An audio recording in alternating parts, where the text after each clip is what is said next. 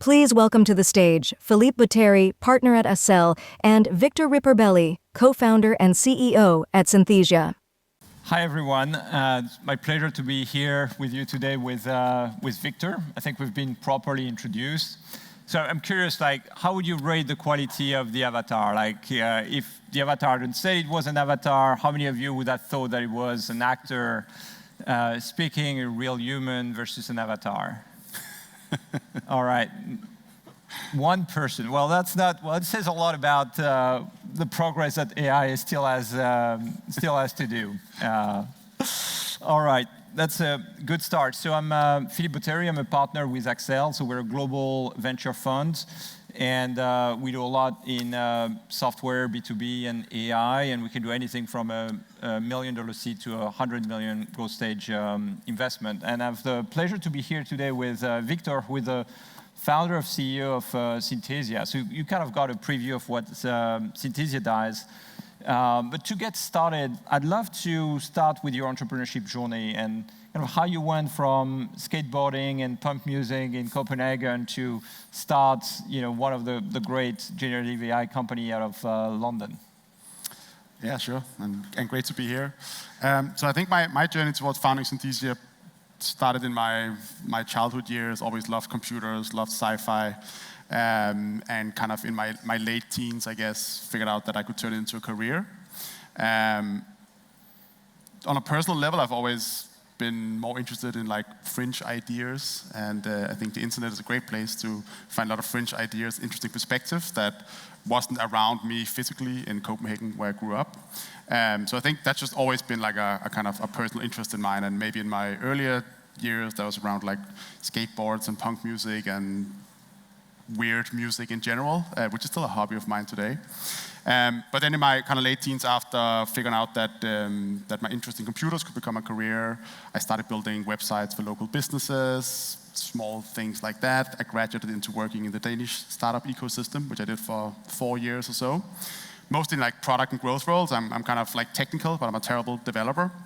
So I always found the sweet spot for me was thinking about the product, but also kind of how that connects with the customers and the business side and the kind of technology side. In those 4 years, I definitely learned that I wanted to build my own company. I love building products, but I also learned that I just wasn't super passionate about building accounting tools or business process software. I wanted to kind of combine it with my interest in sci-fi and kind of the fringes of technology. So to make a very long story short, moved to London to kind of pursue that because Copenhagen didn't feel like the right place to build frontier technology.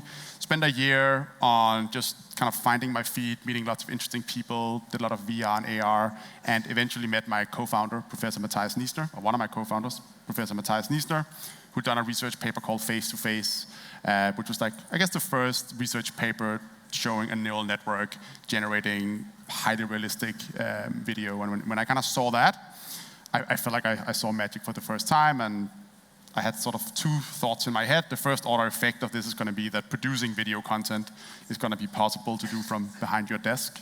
No cameras, actors, studios, microphones, and all that stuff. Just like you can make music from behind your desk, you can write and publish a book from behind your desk, right? Like most other types of media, you can already do entirely in a digital workflow. And then the second order effect, which I think is what we're slowly getting to now, is that once that's possible and video is generated via code, it's going to change video as a format. New technology always breeds new type of media formats. And for video, what that probably is going to mean is that it's going to be less linear, it's going to be personalized, it's going to be interactive. And intellectually, I think that's very exciting, and it's also a great business opportunity. So that's the short version of kind of how I got to found Synthesia. And how do you go from, well, AI is a fantastic tool to create video, and we can get rid of all the hardware, all the camera, to produce great original content, to focus more on avatar and business productivity? So I think we did what conventional wisdom will tell you not to do, which is we kind of fell in love more with the technology and a vision of where what's going to go in the future. So kind of once we decided to start a company, the question was, okay, great, we think this is going to be possible in 10 years' time. How do we sequence a company along the way, right? How do we build a product we can sell to people so that we can raise money and have customers and all that stuff? And the first thing we did was we sat down and we thought, okay, what do we think we can realistically build and sell within 12 months? Because that's kind of what the runway determined that we had to. And we ended up on doing this AI dubbing idea, which was pretty simple. You give me a real video and we'll dub it into a different language by changing the lip synchronization and of course the voiceover.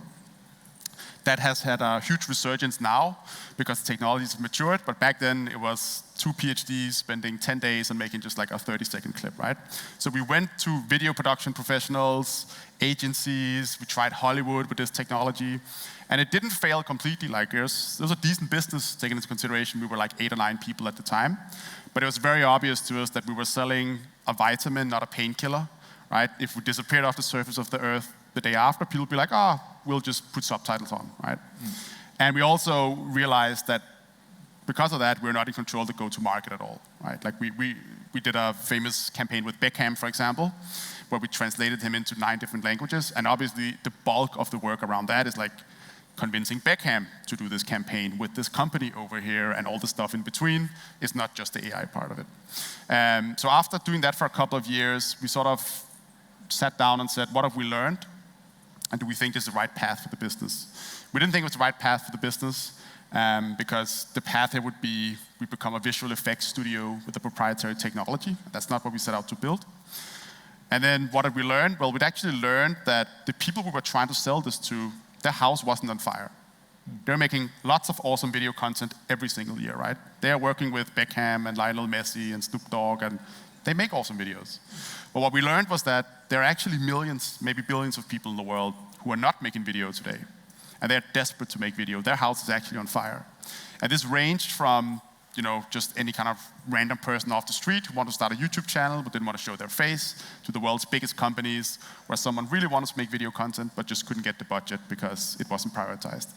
And so the thesis was, if we focus on all these people who are not making video today, we give them a much, much faster, much, much more affordable solution to make video. They'll probably be okay with the quality of the videos being slightly lower than what you get off a camera. And that led us down this path of developing the avatar technology, which we're famous for today.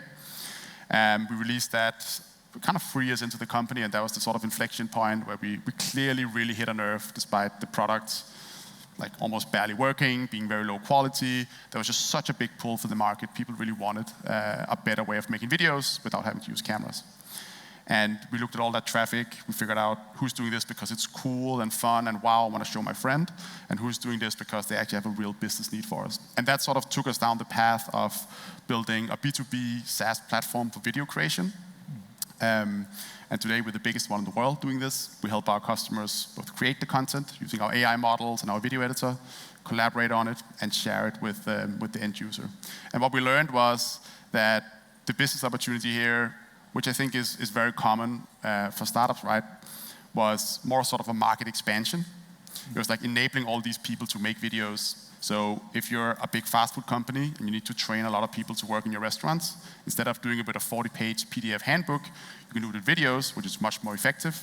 If you have 2,000 salespeople and you're a Zoom all around the world, and you want to make sure they understand what's going on in the competitive landscape that they're in with pricing changes or whatever, then instead of sending them long emails that no one reads, you can make these bite-sized videos, which has much higher information retention engagement. And so that was kind of the unlock, right? It was enabling people who used to create slides and text, enable them to make video, and that was the big unlock. And I think what we did well in that journey was being very realistic and very intentional about what are the technology in its current stage actually good enough for, and not trying to get ahead of ourselves. And I think that's a lot of AI companies, I think that's the struggle people have today with, where can it go in the future and what can it do today? But did you have a sense when you started the company in 2017 of how fast the technology would progress in the coming year? Like, did you already have the vision saying, well, yes, the avatar from 2018, 2019, the first version, it's very gimmicky, it doesn't look like a human, but soon we're going to get there? Or do you say, well, there is a journey, but there is already a market for something that's not perfect? I think it was a combination. So we said back in 2017, I think in the first investor pitch, investor deck we had, right, we said that in 10 years, it's going to be possible to create a Hollywood film from your laptop, not needing anything else. That's 2017, and at current rate of progress, that wouldn't really surprise me. So I think we got the timeline sort of like ballpark right, but of course, in between, what's going to happen the next 6 months and next year is harder to predict. So I think it was more case of the latter in terms of like running the business of being like, yes, these avatars may to the average person on the street not look great, but what is it we're trying to replace here, right? What are we trying to better? And the realization we had, especially in the early years, was that actually the market for Synthesia videos is like the world's 90% worst videos, right? Which are not even videos, it's like a PowerPoint being screen recorded or something. Yeah. And I think that's the kind of thing which was not obvious from the outside. Nice.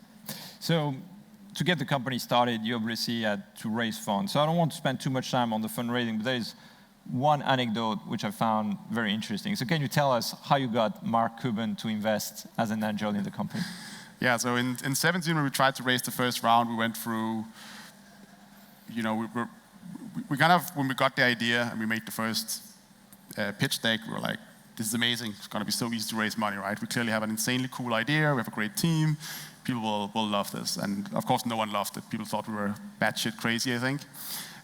So we got turned down by like 100 investors, something like that. There was not a hot space. The technology was very, very early. I'm not technical myself. I think back then, I think when VCs look for founders, a lot of VCs look for like the researcher to be the CEO because it feels like they all then built the tech.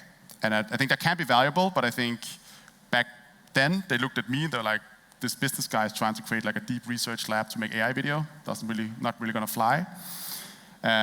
So we almost, classic story, like we almost gave up. My co-founder Stefan, we had this list of interesting like business angels, and Mark Cuban sat well in the kind of Venn diagram of like media and technology. And Stefan sent him a cold email. He responded back within 5 minutes, and then we had this like 14-hour exchange with him over email. He doesn't do calls, and 14 hours after maybe 30 emails going back and forth, he agreed to invest $1 million at like 4 a.m. in the morning, UK time, which was very, very surreal, but that's kind of what kickstarted the company. Yeah, it shows a cold email can lead to $1 million financing. I think that shows such an amazing story. It shows kind of the grit that you need to have as an entrepreneur and think that nothing is impossible. And also, I actually think what my biggest takeaway from that is, especially if you're doing something which is not in the sort of current Overton window of what people like to fund, you really need to find someone who already shares your thesis. Like, it's very difficult to convince someone cold about your thesis. Mark Cuban had actually implemented this paper himself at home. He already believed that the same things that we believed. He was more looking for a team to fund it, right? And I think that's what made the process a lot easier, whereas a lot of the other conversations we had were almost starting at like, what's AI and what's a video? And, and then it's very, very difficult. Nice. So shifting gear a bit, let's talk about why an AI software company is different from a traditional SaaS company. So in a software company, I would say there are two things that matters. You need to build a product and sell the product. In an AI company, it's different because you need to build a product, but before building the product, you actually need to do the research. So it's not only an engineering team, but it's a research team that you need to have, which is a different budget, different type of people to manage. So I'm just curious, like, how did you apprehend the setup of the company at the beginning to make sure that you could address this shift the best way possible? So back when we started, we were very heavily focused on like purely the AI. And the reason we're purely focused on the AI was because if we couldn't make that work, we probably couldn't really make anything else work. That was very much the core of the company. So in the beginning, it was basically me and Stefan on the kind of business and product side, and the rest of the team, which was, I think, 8 other people, were all researchers. Once we kind of built the first product, we hit the inflection point. Actually, only then we hired like a team to build like the whole SaaS platform and what traditionally would kind of start off with. I'm not sure I would do that again. If we had raised more money back then, I probably would have started the product engineering side earlier. But what is very unique to building an AI business, and I think you have to be very intentional about, do you actually want to do the science? Especially in the market where now where these technologies are much more mature and much more accessible. Do you actually want to do the science? If you want to do science, you should do so because it unlocks a fundamental new market. Would be my take. The issue with research is that there's so much uncertainty, right? It's so difficult to put timelines on, and you're kind of per definition trying to do something which is really hard and may not succeed. So you have this division in your company where the DNA of a researcher is so different from the DNA of like your traditional SaaS hacker, early stage engineer who just like wants to get stuff done. Researchers are scientists, right? And they have to be scientists because otherwise they can't solve the problems. But it can be quite frustrating. I think a lot of AI companies are still trying to figure out what's the right interface between those two teams. How do you run the research team? And I think what we have found to work well, and what other founders that have built big AI companies, from my experience, have found works well, is that you almost need to take a VC-style approach to your research. There is some problem you're trying to solve, and there is many different ways people are trying to solve that problem, right? That could be like different architectures, could be different data sets, could be a whole bunch of different things. And because it's research, you don't know which one's going to work, right? There's a lot of people who try to do things similar to LLMs that just didn't work, but LLMs actually did work. And so the way we've approached it is almost like a spread betting portfolio, where you have a few teams working to solve the same problem, but they approach it from different angles. And that works well because you get the kind of wide coverage, you kind of hedge against you not picking the right direction, which is a very big chance of you not doing. But you have to be very good at then killing your darlings, right? So when you see one direction take off, shut down the other projects, pull them into that project, and that's just very different than how you would do like a traditional SaaS app, right? Like you wouldn't have 3 different teams trying to build a billing system, and then the best team gets to keep the billing system, because you're dealing with much more uncertainty in these kind of teams. And what does this mean in terms of culture and performance for a research team? Like what are, I mean, you said something which is very interesting, which is, people are searching, you don't know if they're going to find, right? So it's very hard to say, well, you need this discovered, in 6 months, and they're like, oh, you haven't found. So I mean, you're good, you're bad. Like, so how do you evaluate the team? That is really hard. It's really hard. I think you can still look at things like velocity, for example, right? You can look at, are they smart about how they do things? And that can be on an IC level, but I think also very much on a manager level. You need to make sure that, like, a lot of researchers will naturally be drawn to the hardest problem. And the hardest problem is not always the things that's the most valuable for your business, right? Let's say with Synthesia, we're building avatars, and the research team has built something that kind of works, but they figured out that for people with a big red beard, sunglasses on, and a pirate hat, the technology doesn't work. A lot of researchers will be, that's very interesting. Why does it not work with a pirate hat when it works with a normal hat, right? And they might get drawn into that and be like, oh, let's try and solve this problem, and how do we do this? But obviously for your business, it doesn't matter, because you could just tell people, look, you can't make an avatar with a big red beard and a pirate hat and sunglasses on. The technology doesn't work, right? That's such an edge case. And so I think measuring like how well are they at thinking about the product in the choices they make in their research is one vector. And the other one is, I would say, is velocity, right? Even though you're doing science, how many experiments are you running per week or per month, right? How good are you at evaluating those experiments? Because otherwise you run the risk of running like a high school science lab with no oversight. But it is very difficult. I don't think anyone has like the perfect answer to this yet. Yeah. And how do you think about strategically about where to focus the research? I mean, there are a lot of things that are being developed in AI. There are a lot of things that could be off the shelf that you can use, and there are things that where you really want to push the boundaries of the science. Yeah. So, and that's obviously costly. So how do you think about this this balance? And I think, what advice would you give to the entrepreneur in the room who are kind of dealing with the same question? So for many years for us, there was no choice but to build it ourselves, right? There simply just wasn't anything else on the market, and the open source community was working on like very different things than what we needed. I think today you want to be very intentional about what narrow slice of AI you can be uniquely the best in the world at. And that's a pretty high bar, given how much investment and how many great companies are already trying to do things, right? You're probably not going to be the best in the world at building a fully generalizable LLM model today, unless you're like Anthropic or OpenAI or Google or whatever. For us, we think, well, we're not going to be the best in the world at general AI video, like Sora style from OpenAI. But what we think we can be the best in the world at are people presenting to the camera. And that is a huge category. And so if we focus all of our efforts on just being the best in the world at creating videos of humans talking to the camera, I think we can win that. And the rest we can partner our way to. If our customers want to create a video of a dog running on the beach with a plane flying in the background, let's integrate that from someone else. So for us, that means we build device technology, we build the video technology, we build what we call our director module, and all these different components of the system are tuned for that specific use case. And I think if you have 3 different systems that are all tuned towards a specific use case, that does build a lot more competitive differentiation. But I think in the world we're in right now, right, you want to be very careful about making that slice as thin as possible. And how do you think this is?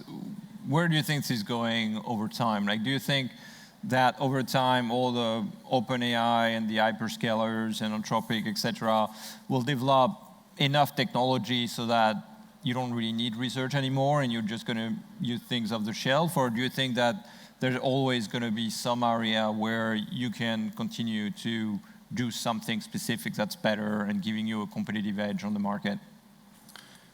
I believe the latter more. I think that for the world is messy and complex, and when you build systems that work in production, right, there's a million different things that they need to be able to do. So I do think that there is going to be value in research for a long time. I think you want to be also intentional about, do you want to be an infrastructure layer where you truly have to be the best in the world at something, or do you see yourself more as operating in the applied layer, right? And I think if you operate in the applied layer, there's sort of one extreme version of the world where you say, all the research we're doing because it's a go-to-market advantage, because we can take our products to the world first. But maybe over time it matters less if you can replace it with an API call from OpenAI or something like that, right? But you had the advantage of taking that product to market 6, 9, 12 months before your competitors, and that in itself is hugely valuable, and it's probably worth spending millions of dollars in research on, right? But you're building your product in a way where the sole value of what you're building is not just the AI model. And to give an explanation for this, like if you take ChatGPT, right? ChatGPT is like an interface to a model, and obviously OpenAI needs to be the best in the world at that specific thing. But if you're building a customer support chatbot that needs to be able to respond to customers' inquiries, that piece of technology is very important, but you probably still have some kind of an agent flow. You have a knowledge base. You have some tech that helps customer support team make sure the model doesn't. There's so much scaffolding that sits around that, and that is actually more your product than the AI model themselves, right? And I think if that's the situation you're in, I think it's actually pretty good, right? Maybe someone comes out with a better LLM in 3 years, and you can just replace it. But for your customers, they're not just buying the interface to an AI model, right? They're buying the full solution, the full platform that sits around it. And I think that's when you look at a lot of the AI companies people have been building the last 12 to 18 months, I mean, that's where you really run the risk of being steamrolled by an upgrade to GPT technology, right? Because you build like some little thin layer on top of GPT-4, and it's very cool at the time, but it eventually gets eaten up, right? Yes. So I think the traditional rules of building a business doesn't really change. Like you want to build a platform that solves a problem for your customer, doesn't just give them a piece of technology, unless you're an infrastructure company, in which case you are selling just the technology, right? Yeah, no, that makes sense. So to develop AI, you need research team, you need algorithm, and then you need data. Yeah. To what extent do you think that data can be a competitive moat in today's world? And what did you do to go after sources of data that are more unique or proprietary? So data is definitely going to be very, very important, and it's probably going to be more important than the model layer, in my opinion, over time. We're definitely seeing this play out right now, where people train these like massive models. They're very powerful, they're very capable, and now people are trying to figure out how to make them really good at specific tasks. And most of that work that's going into that is saying, okay, you need to curate the data that you train maybe even the base model on, and you probably want to fine-tune it on data that's very specific to whatever task that you're trying to accomplish. And it is just so that like the world's publicly available data and information, which these models are trained on, there's a lot of stuff that's not in there, right? Like there's probably not like 1 million MRI scans. There's not like a bunch of confidential spreadsheets from like a really big business. So that's all the data that people are now figuring out, okay, this data is very valuable, it's not available on the public internet, and obviously if the model hasn't seen the data, it's not going to be able to to learn whatever it needs to learn from that data. So I think that's going to be very, very important moving forward. And I think there's two parts of this. There is like existing data that you can take and prepare for training, and then there is like acquiring new data, which is also something that's growing. So for us, we're quite focused on acquiring new data. We have a big studio here in London. We captured thousands of people, following a specific set of instructions, which serves as the base for some of the foundation models that we're training right now. So I think that is going to be very important. Of course, it matters if you're like a medicine, like a pharmaceutical company, where probably there's a lot of private data. You could argue in the customer support world, maybe it's less important because everyone's knowledge base is already public, so that's easily like scrapable, you can put into the model. But it definitely seems like curated data is how we're going to see the most progress in all modalities for the next 12 months. Yeah. So that's what it takes to build, your core AI engine, and then you need to sell it. Yeah. So it's been very interesting to see that Synthesia managed to develop a large footprint with the Fortune 2000. So to some extent, it was one of the early AI products that started to get broad adoption. Yeah. So how do you make that happen? So obviously, distribution is as important, if almost not more important, than actually building the product. And I think it feels like I've been in tech now for more than 10 years, right?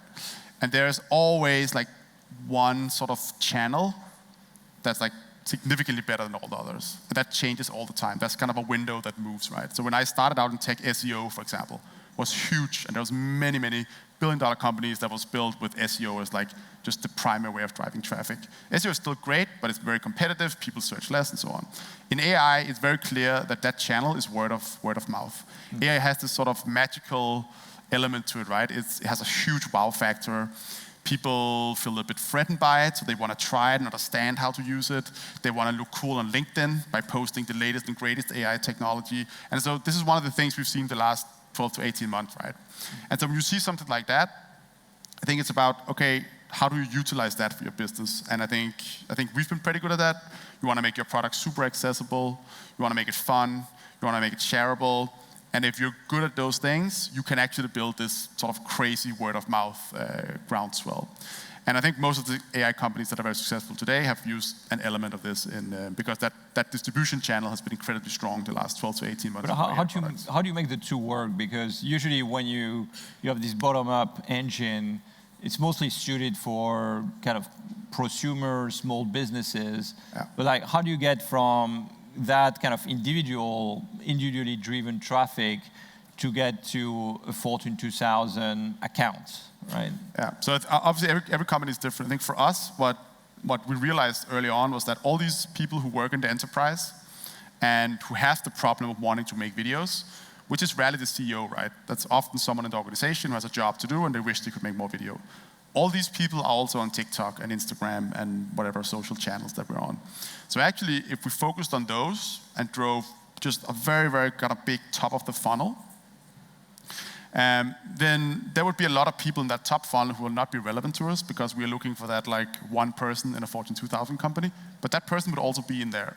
And then it's our job to get them into the funnel, get them to the website, help them make a video. We of course identify this is someone who's like interesting, and then basically building more kind of a filtering machine of take this top funnel, figure out which ones are the most interesting people who came to us and made a video, as opposed to the other way around, right? Of like cold outbounding would probably be the opposite of this, where you kind of filter at the top, right? You only talk to the people that are super directly relevant to your business, and you do everything you can to find those. So we kind of flip that model around. Let's just get it into as many people's hands as possible, and then from that, we'll kind of sift out which ones are the interesting ones.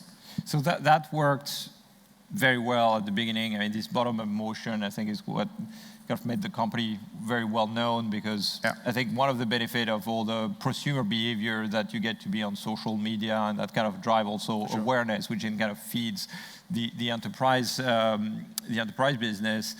But then at some point you need to also do the outbound, right? So can you walk us through this journey from inbound to outbound and how it has worked so far? So for us, we went through like sort of different phases, right? We hit this kind of first moment where it just took off. It was just this force of nature, people just coming to us, using the product, they wanted to pay for it, and it was very, very exciting for us, of course. But we're also very aware that in that batch of people, right, there's a lot of what we call AI tourists, which are people who are very willing, which I think is very unique to AI, is that people are actually very willing to pay to try something out, both in enterprise and personally, much more so than the kind of previous generations of SaaS. And that's great, that's revenue, it's dollars in your bank account. But it doesn't necessarily mean that these people have a long-term use case, right? They might just be trying out. So first thing for us was okay, let's filter into who actually have a use case for this. Then we started on the product side, let's build for them. Let's make sure that when people come to the platform, this is what we tell them that they should do these things. We do the right templates for them. We talk to them. We kind of build a business around that. I think that was sort of the second phase, right? We got all this viral moment, figured out who's actually the interesting people in all this sort of viral stuff. And then the more we learned about who are these people that are really using the product and love the products, the more it also made sense for us to say, okay, let's begin to go a bit more outbound. Let's do some paid campaigns where we try and target our specific ICP, right? And then you can kind of go deeper and deeper down up until today, where we're doing actual cold outbounding because we know who the right user for the product is, we know what value they get out of it. It means that we actually can do this, right? But that would also have been more or less impossible to do in the beginning because we had to learn what they were doing with the product, right? And what was valuable. And I think that's the sort of interesting thing with these products where they're very open-ended. For us, you can use video for a million different things, right? You can use it in sales or marketing or training or to send a birthday message to your friend. Or it's a very general technology. It's a bit the same with LLMs, right? They can do a million different things. They can teach you about history. They can help you write an email. And so I think that is a bit unique to AI, right? In that these things are so open-ended that you need to sort of curb that before you can build that outbound engine. So as you move from one motion to the next, was there a particular aha moment that you had that kind of drove kind of the next wave of growth? I would say the two big aha moments was the first one was people are not replacing video production, they're replacing text. It was very fundamental to our understanding of why this product is valuable. And the second aha moment was if everyone in this room kind of close your eyes and think of video, probably the videos you think of is the Netflix show you watched yesterday, a really well-produced YouTube video, or all the great content that floats to the top of YouTube or TikTok or wherever we consume content, right? And so if that's what's in your mind and you look at a Synthesia video, you might say, well, that's not a great video, right? And we had to overcome that bias by saying, that's true, but that's not the videos we're targeting. There's 99.9% of videos in the world are not beautifully made YouTube videos. They're some really crappy learning video in a big American bank that everybody hates watching, right? And that's our opportunity. It's making that video slightly less worse, even if the final result is not wow, this video is amazing. And that took a lot of kind of adjustment in the team to figure out people are not replacing video, they're replacing kind of text. And when we then go into the enterprise, the sort of videos that people are trying to create with us or other tools are already crappy, and it's our opportunity to just make them better, which has real impact for them. But that was so non-obvious from the outside. I think for many years, it was kind of our little secret that this was actually such a good business, because a lot of people would look at it and be like, oh, it's kind of a fun, cool idea, but it's a toy. No one is actually using this for anything. Yeah. That makes sense. So we talk about inbound, outbound, bottom-up motion. What about channels? What do you think are the right channel for an AI business and your business and Synthesia in particular? And when do you think is the right time in the company journey to kind of start looking at this as a new vector for growth? I think as soon as you feel like you have actual product market fit, you need to start thinking about how do you build a scalable distribution engine, right? And the reason you want to do that pretty early on is you don't want to be in a situation where you hit that moment, right, where people are just coming to you. It's crazy. Your website is getting flooded. There's so many people that want to talk to you. Everybody's using your product, and it's just amazing. It's one big party, right? But that's going to end at some point. maybe a month, it may be 6 months, maybe a year, it may be 2 years. But at some point, most likely that moment is going to end, right? And so what do you do when that moment is going to end? You don't want to be left with no inbound for your sales team to pick up. So you want to start thinking about what is a distribution strategy for a company before that, right? Because then you're in control of your own destiny. For AI, I think in many ways, like I don't think the rules change that much from like other companies. If you're building something that people are searching for, you probably should start doing SEO. If you're building a new category, you should probably also begin your SEO, even if it be less impactful in the short term. But like what we found, for example, is like owning AI video was less valuable 3 years ago. It's very valuable today, right? So I think you look at all the different channels that we're all aware of already. I think the big thing is this word of mouth, which is, I think, is kind of very unique to AI, right? There's so much public interest in these technologies, and it's your job to really kind of harness that. It is kind of a double-edged sword, because it can also be easy to kind of be pulled in too much by the hype and end up focusing on like short-term experimental revenue versus short-term valuable revenue, right? Short-term revenue is a lot of like consumer-driven, self-service. People come in, they have big ideas of what they can do with the tech. Like people come to us and be like, I'm going to make ads for Facebook. And we can already tell them like, look, it's not good enough yet. Like the quality of the avatars is just not there. It will be there at some point, but I know you're going to churn, right? But you get 1,000 people in there, and then you get like some enterprises who are interested in, like for us, training content, for example. They're tire kicking a little bit. What should you focus on? I think if you focus too much on the short-term thing, you might be left in the dark when those people churn because they didn't find a use case. So balancing the kind of short-term pumped revenue versus the long-term enterprise revenue is very important. And the long-term revenue is just, it's more painful, right? It's like much longer sales cycles. You have to talk to the customers. But I think it's very important to invest in those and will not get carried away by the hype. And what about channel partners? Like you're doing a lot of, I mean, one of the use cases is, internal training. Are you working with internal training company, educating them on the technology so that they can distribute it to their customers or use it to produce content? Like how are you thinking about alternative channels? I think partnerships for us I think every business is very different here, right? But I think partnerships in general are quite, for us at least, been quite difficult in the sense that outsourcing your sales and your customer success to someone else, and for us, the most obvious thing that a partner could do is like help our customers make the videos. It's like a new discipline that they need to learn before they can sell it, right? And they need to have a good incentive to partner with you, and that's not like making $5,000 off a referral on a 50,000 enterprise deal. For us, what has worked well is actually going much higher up the partner stack. So we work with a lot of the world's big consultancy agencies, like EY and Accenture, for example, where we've gone in with them and really spent a lot of time on like building practices around Synthesia. So how can we help their customers communicate better and have a good value proposition where we, of course, have the technology and our partners have all the know-how in terms of how do you communicate to a 10,000 person strong organization, right? Who's going to make and maintain these 400 videos as part of like your new training library. So that has like worked pretty well, but I wouldn't say that partnership for us has been like a kind of a channel we've invested like that much in so far, because it's generally just been hard to, in such a new category, find partners who can take that to the market. Yeah, no, that makes sense. Clearly, you need a bit more maturation before you get there.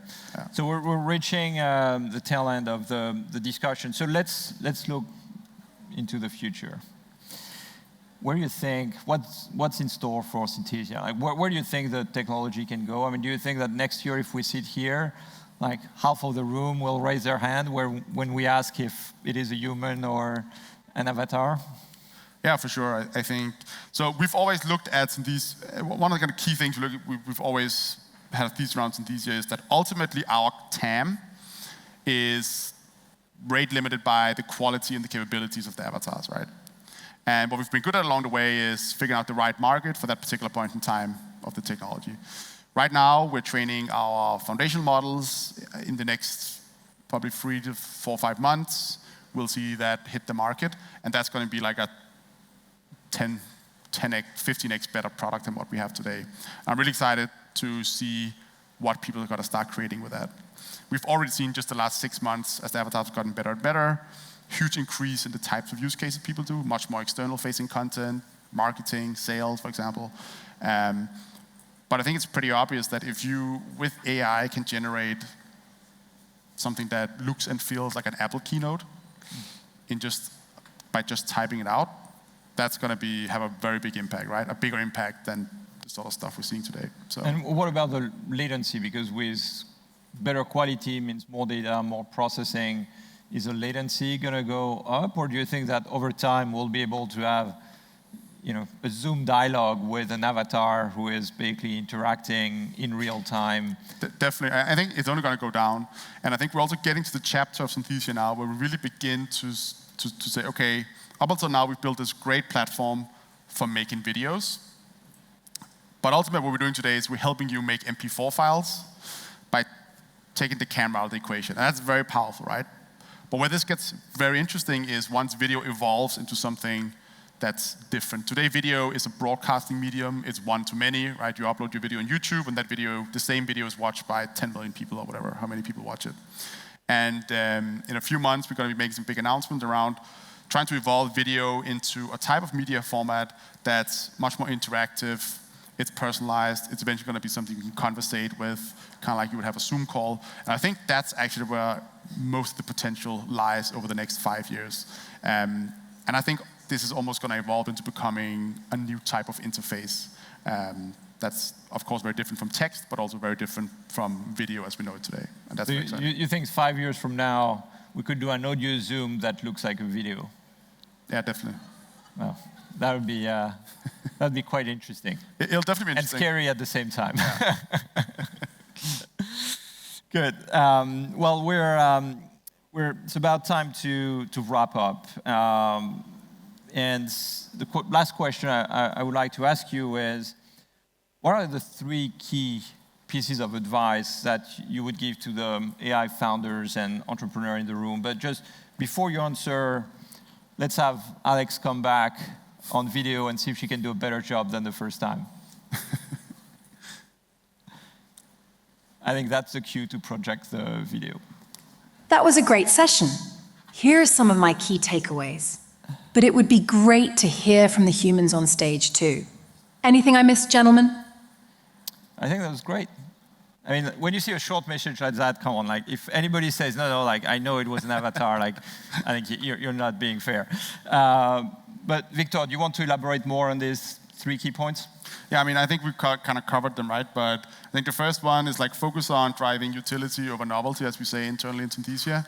Short-term revenue is great and can be very positive for your business, but make sure you don't lose sight of what's actually valuable for your customers long-term. I think a lot of AI companies have been struggling with that the last 12 to 18 months. The research versus implement versus buy off the shelf touches on just being very intentional about when do you want to do the science yourself, because you need to do the science yourself. When are you going to implement something that may be available open source, or it's kind of a solved problem, so you can put more of a timeline around it. And when do you want to buy off the shelf from another provider, right? Getting the balance between those things right is very important, and especially with the way that the landscape looks today, where now there is actually a ton of AI companies doing all sorts of different things. It's very different from 12 months ago, and it's certainly very different from 3 years ago when there was like very little infrastructure available, right? So sit down also and think about what do you think is going to happen in the market, which kind of technologies is going to have specific players just doing that you may be able to tap into, not today, but in 3 months' time. And then the last one is just like, every new market, I think, has these like growth hacks. And the growth hack right now is making people talk about your product, which means make it accessible, make it fun, make it shareable. And if you nail those things, then you can build this kind of like force of nature, which is just incredibly powerful. I think the biggest growth tactic right now in AI, right, is just announce a bunch of stuff that may not actually be ready or work in the products. I think we'll see how that pans out over time. That's the sort of extreme version of this. I wouldn't necessarily advocate for that, but I think it's an interesting data point, right? Like almost every company right now is just announcing things that don't actually work because that builds that groundswell around that particular company, which if you use it right can be very valuable. Well, you did a nice hack with GPT-4o real-time dialogue. We did actually. That was fun one. Great. Thank you very much, Victor. Thanks for having me. It's a fun discussion. Thank you. Thank you, everyone.